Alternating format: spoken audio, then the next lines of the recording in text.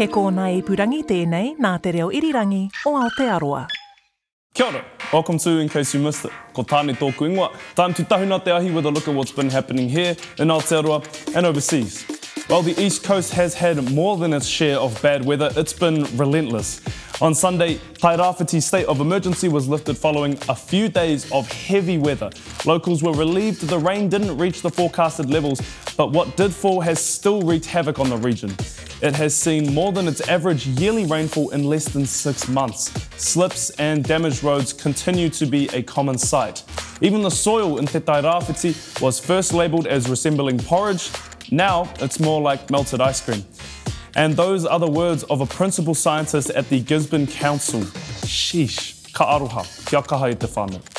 If you are into Minecraft, you might be excited to know that the Warner Brothers Minecraft live-action movie will be filmed here in Aotearoa, with production kicking off in August. Industry insiders say the movie will focus on the Ender Dragon, who sets out on a path of destruction. Thankfully, however, a group of brave and unlikely adventurers set out to save the overworld from the dragon's wrath. The full cast is still unknown, but it is known that Jason Momoa is set to star in the film. You know how your voice automatically goes up when you talk to a baby or a small child? Well, it turns out that dolphin mothers also use a kind of high-pitched baby talk too. A study published this week by the National Academy of Sciences found that female bottlenose dolphins change their tone when addressing their calves, like this. Obtaining this data was no simple feat though. Over more than 3 decades, scientists placed special microphones multiple times on the same wild dolphin mothers in Florida to record their signature whistles. How cute is that?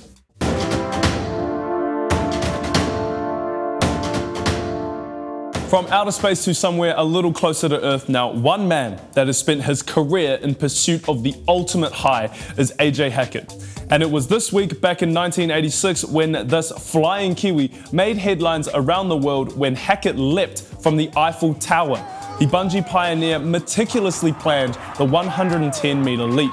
Hackett and a dozen-strong team hid on the tower overnight until security clocked off. At dawn, AJ strapped into the newly designed bungee cords and boom, the man leapt off the Eiffel Tower. As soon as he got to the bottom, French police arrived. They weren't sure what had just happened, but they decided to arrest him anyways. Today, there are 5 sites around Aotearoa that offer the AJ Hackett bungee experience. Well, there's only one thing I love more than not bungeeing, and that's scoffing a huge bag of Skittles. But do you know the origins of the lolly? Check this out. Who was the genius that invented lollies? And no, it wasn't Willy Wonka. It all started thousands of years ago when we lived in caves and discovered that the brown goop that bees made tasted really good.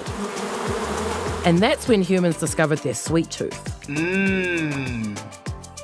Fast forward to 2000 BC and ancient Egyptians were making sweet treats by adding fruits and nuts to honey. By 600 BC, the Persians had invaded India and discovered sugarcane. Aha! Meanwhile, in between playing football with the heads of their enemies, the Aztecs discovered the cocoa bean and used it to make hot chocolate. However, without sugar, this was quite the bitter brew. Ew! But once the Aztecs added sugarcane, suddenly every man and his dog was popping in for a delicious cup of cocoa. In 1502, Cortés, the Spanish conqueror of Mexico, brought hot chocolate back to Spain, and soon Europe's elite were all drinking hot chocolate. The 1800s brought the Industrial Revolution, and suddenly sweet treats were able to be mass-produced, driving the price down so everyone could get in on the action. But it wasn't until 1847 in Bristol, England, that Joseph Stores Fry created the first ever chocolate bar. From then on, the sweet stuff came in thick and fast. And by the 1850s, there were thousands of lolly factories popping up all over the world. Here in Aotearoa, we are big fans of the lolly, and we've seen plenty of them come and go. But there's one lolly, the pineapple lump, which has become a cultural icon. So next time you pop a pineapple lump in your mouth, remember where it all started, with a stick and a beehive.